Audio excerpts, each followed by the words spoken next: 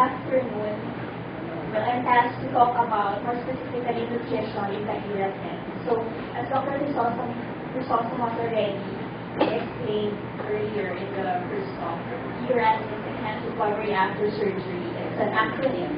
And in other journals or articles, you can probably encounter it as fast track approach or accelerated recovery approach and such terms. No? So for this particular session, we'd like you to be aware of the prevalence of malnutrition among surgical patients, appreciate the importance of nutrition in improving outcomes of surgical patients, and finally, know the strategies in nutrition management in the ERAS setting. Okay.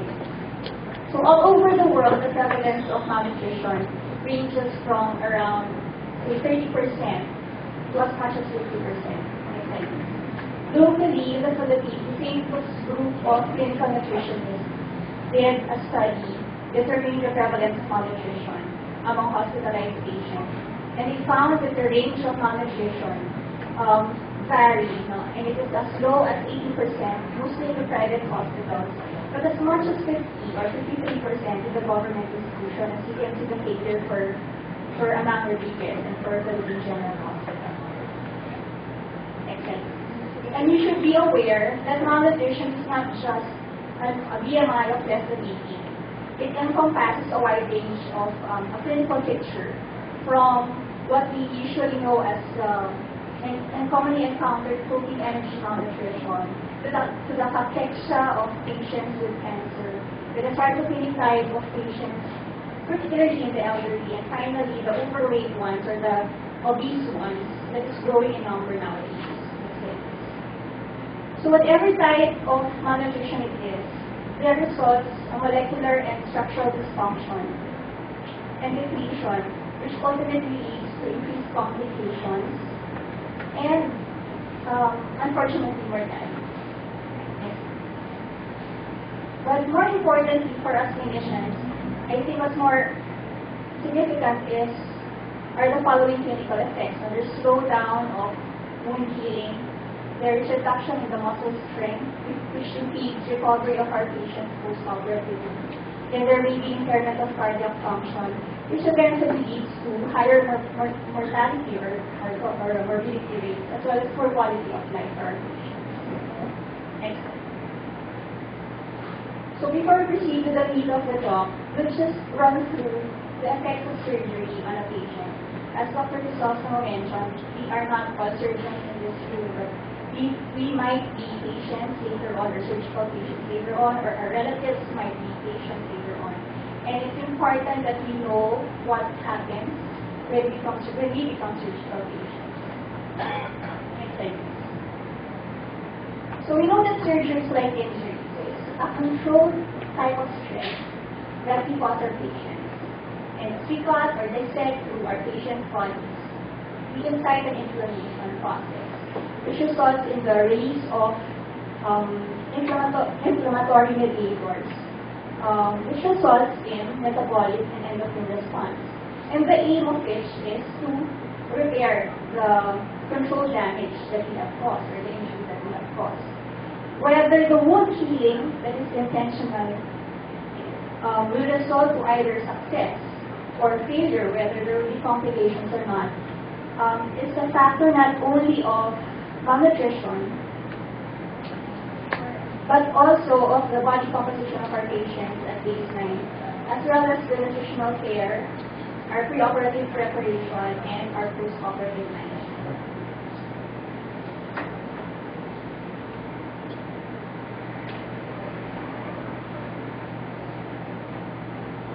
Sorry about that. There. So, whether or not it will be a success is not just dependent on the presence or absence of malnutrition. Some other factors are also in play, and we have to be aware of those things. Next slide. Similarly, surgery also results to immunosuppression. So this diagram shows that CD16 is granulocytes express arginine. And arginine is an enzyme that degrades plasma arginine, causing it to reduce to as much as 50%. And this in turn causes arginine deficiency, which cannot be addressed or which cannot be corrected post-operatively. Subsequently, there is decrease in the lymphocyte growth and function, which ultimately leads to impairment of acquired immunity. So, for surgical patients, this would probably mean increased risk of infectious complications, such as hospital-acquired pneumonia or UTI. And later on, we'll try to give suggestions on how we can address these processes in the surgical patient. Next slide, please. For surgery as well, there is an associated increase in insulin resistance. And this happens when catecholamines or cytokines are released, causing increasing the resistance of insulin, and thus increasing glucose levels, and clinically causes increased protein breakdown and negative nitrogen balance. And these factors are also associated with these complications. So, next slide, please. In a study made by Van Berg in 2001, they did a prospective randomized trial reviewing around 1,500 patients post-op in the ICU, and we tried to control the glucose levels in a target level of 4.5 to 6, comparing those who are not controlled. And we found that there is significant reduction in the ICU and hospital mortality, as well as the complication rates.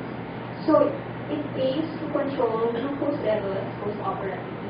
And thus we have to be aware of how we can reduce this insulin resistance in our surgical patients. Okay, going to the meat now of our topics. How do we address nutrition in the ERAS? So this slide has been shown by Dr. Crisostomor earlier. So these are the components of the ERAS. And as you can see, there are several components, 17 for this particular diagram. But 3 of these 17 components allow us to intervene in terms of nutrition. So this includes in the pre-admission counseling or in the optimization of our patients. And then pre-operatively, in terms of loading our patients with carbohydrate free or minimizing the interval of fasting. And finally, in our post-operative nutrition. Next slide. So most of the strategies that we will introduce were taken from the practice guidelines that were published by the ERAS Society. And this is applicable particularly for patients who will undergo elective colon, rectal, or pelvic surgery. However, I think these guidelines will also be applicable to other types of surgical patients, be it GI or non-GI. So for pre-operative optimization, which should take place actually when we see our patients in the outpatient clinic, not really when we admit them. So they call this pre-operative optimization rehabilitation.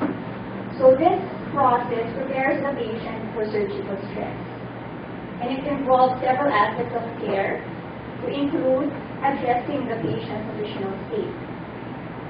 Okay. So it does not only involve optimizing cardiopulmonary function or correcting the anemia or controlling the diabetes or smoking cessation, but also in terms of improving the nutritional status.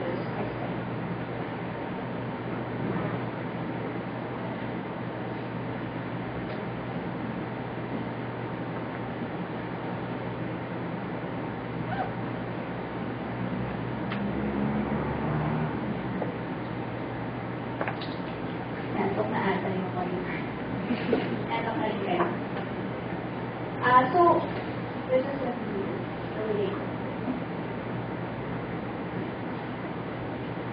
So, under pre-operative optimization, patients are, it's recommended that patients should be screened for malnutrition and managed accordingly. And they have found that patients or malnourished patients benefit from oral nutritional supplementation with fewer infectious complications and an asthmatic disease. Next slide.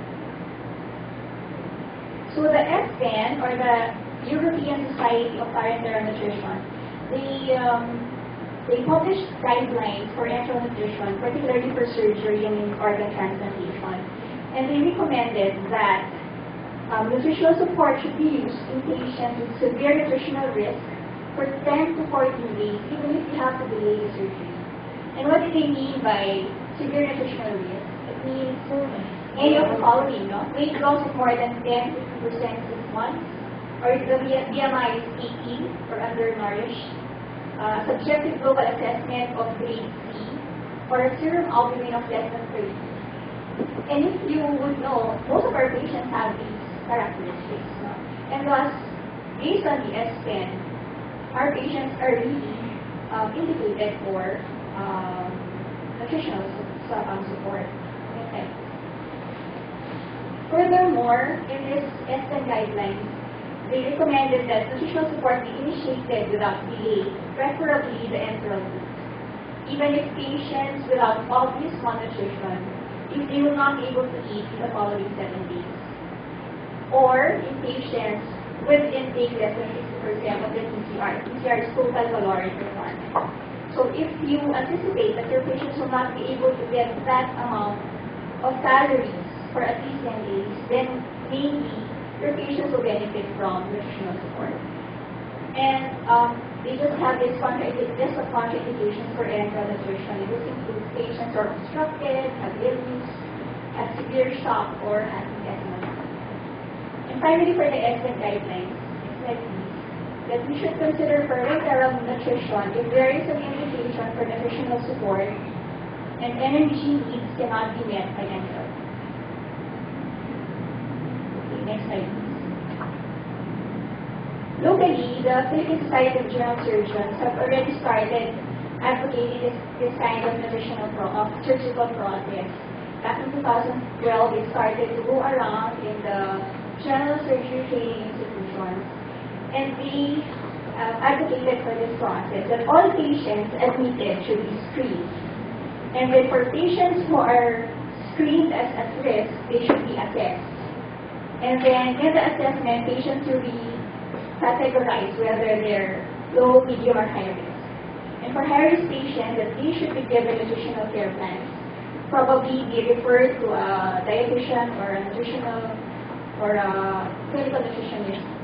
And for such patients, that there will be monitoring as well as plan modification prior to discharge.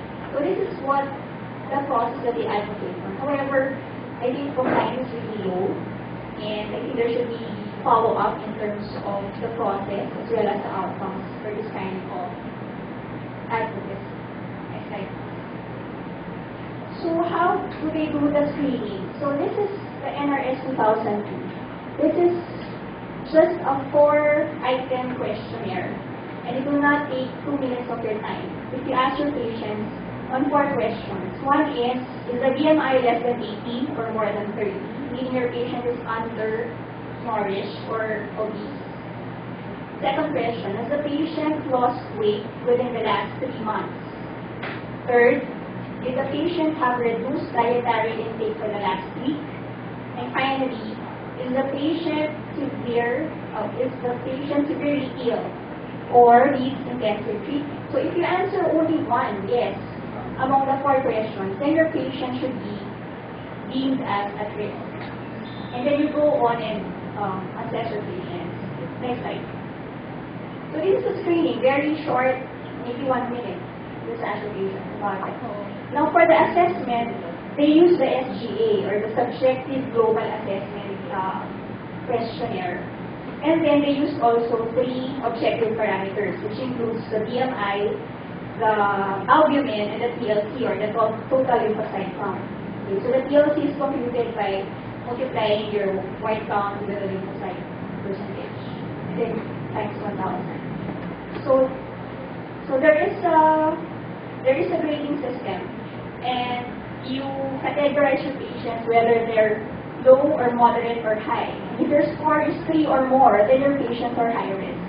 Then they recommend that you refer your patients to a clinical nutritionist or a dietitian so that a nutritional plan will be easy. Next. And as far back as 1982, it has been already shown that just using the SGA, just by assessing your patients and categorizing them, you'd know that patients with SGAC has poorer or higher infection rate and longer hospital stay. Okay, so it's really important to categorize your patients so that proper management can be initiated. Okay, next slide. So after the optimization and admission for the actual surgery, the next aspect of perioperative care for which nutrition can be improved is during the immediate pre-operative period. And Dr. Crisostomo already explained to us about this pre-operative or modified pre-operative fasting in the ERAS setting. Next slide. So we all know about this order in the chart, NPO post-development, whether the surgery is first case or second case, it depends. And it's been a traditional practice for years. And apparently, it secures an empty stomach, it minimizes the risk of aspiration. But Dr. Crisostomo already mentioned about the evidence behind this. And the meta-analysis that has been done in 2003, comparing fasting from midnight and 2 hours prior, shows no difference in terms of the amount of gastric content or the increase of pH of the gastric fluid. And more importantly, there's no difference in terms of the risk of complications. Next slide.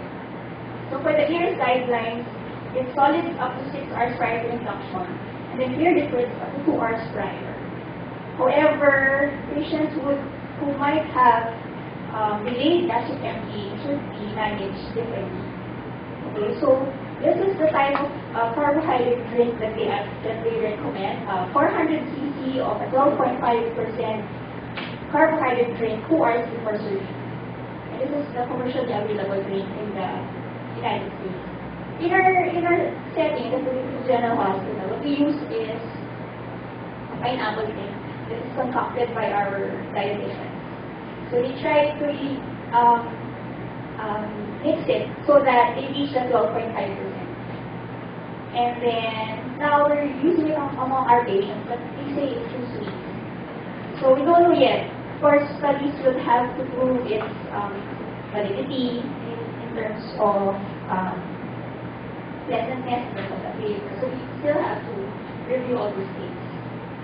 But the ERAS setting also currently encourages us to innovate because we don't have all these high-tech or commercially available formulas that we can use them in our patients. Okay, next slide. So for the evidence, when we do this, patients undergo surgery in a metabolically fed state. It reduces thirst, hunger, and anxiety. And it reduces the insulin resistance that we mentioned earlier, thereby improving outcomes. Next. Next slide.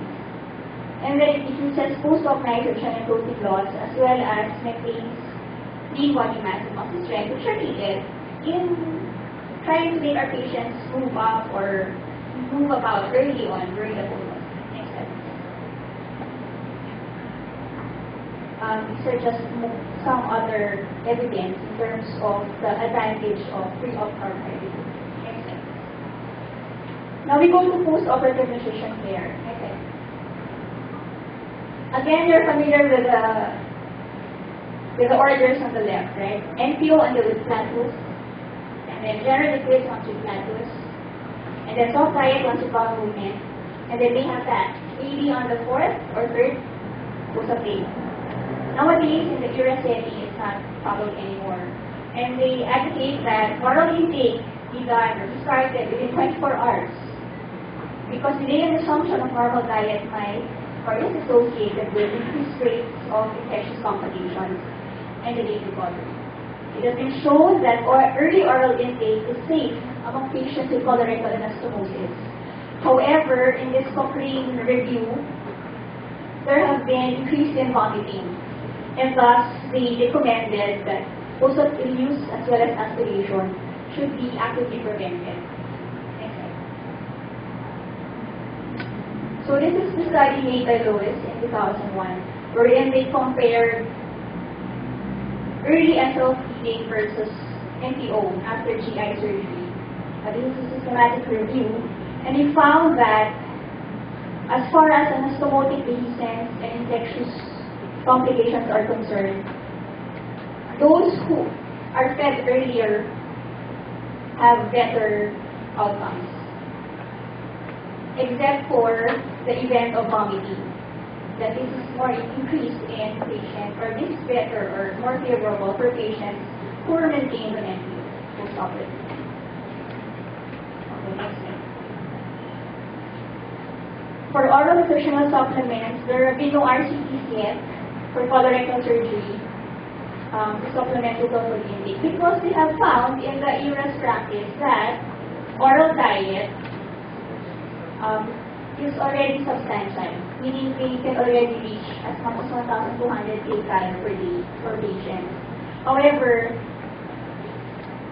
post-operative nutrition may not be enough. The usual nutrition may not be enough to prevent post-op weight loss. Usually patients would lose around 3 kilograms in their weight in the next 4 weeks because of the stress of surgery.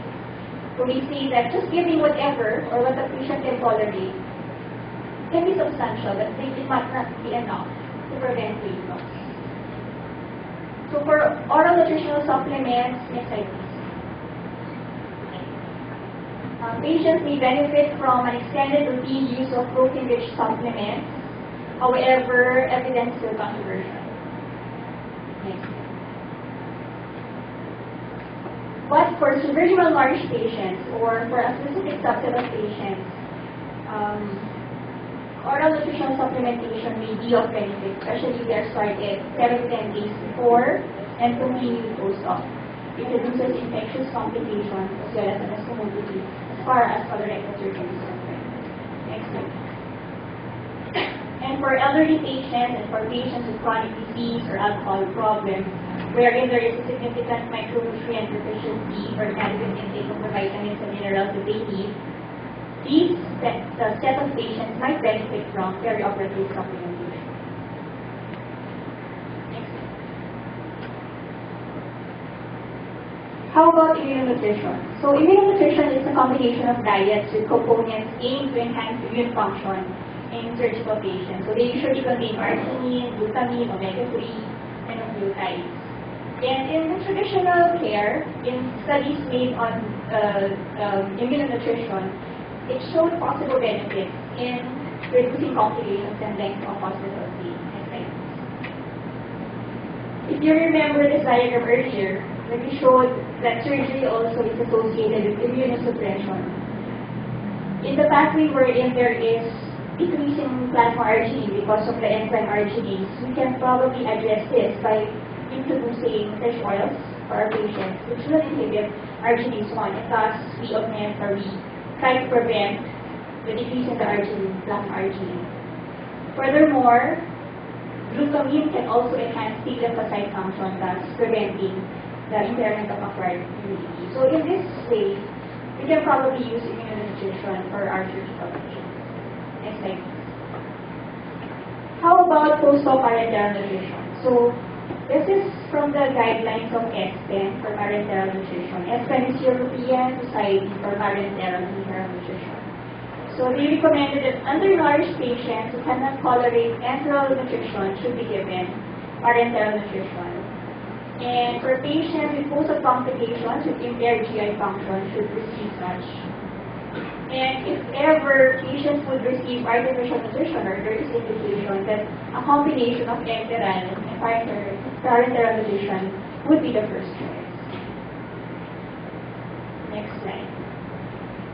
So in the post-op setting, these are strategies on which we can improve nutrition for our patients. We feed them earlier, probably within the first 24 hours after surgery. We consider oral nutritional supplements. We also may consider immunonutrition and parenteral nutrition if necessary. So just some comments about nutrition and ERAS. Next slide. So again, we show you this diagram of the elements of ERAS. And as you notice, when you improve nutrition, it doesn't mean you have successful outcomes. ERAS is a combination of all these elements. And we have to try to tweak all these practices in order to optimize the outcomes of our patients. Next slide. Furthermore, the key to success is a well-organized ERAS team or a multidisciplinary team, where we call in our nutritionists, our dietitians, maybe the administration, hospital administration, maybe the audit team should also be in place so that we can optimize our processes again for the proper or for the best outcome of our patient. Finally, there should be an audit and monitoring system so that we would be able to know whether whatever we're doing has some effect or has an outcome in terms of improving whatever is our goal for our patient. And then we try to change or modify these strategies for the best outcome possible. So, in summary, I think we've discussed how prevalent malnutrition is among our hospitalized patients. Secondly, try to emphasize the nutritional screening and assessment is necessary for all surgical patients. That we should address malnutrition pre-operatively in order to minimize complications and improve outcomes. Next slide. And in the pre-operative nutrition management, we can give enteral nutrition for malnourished patients. We consider to give parenteral nutrition if necessary, and avoid prolonged fasting in the pre-op state, and to initiate carbohydrate-rich loading as short period as 2 hours before the surgery.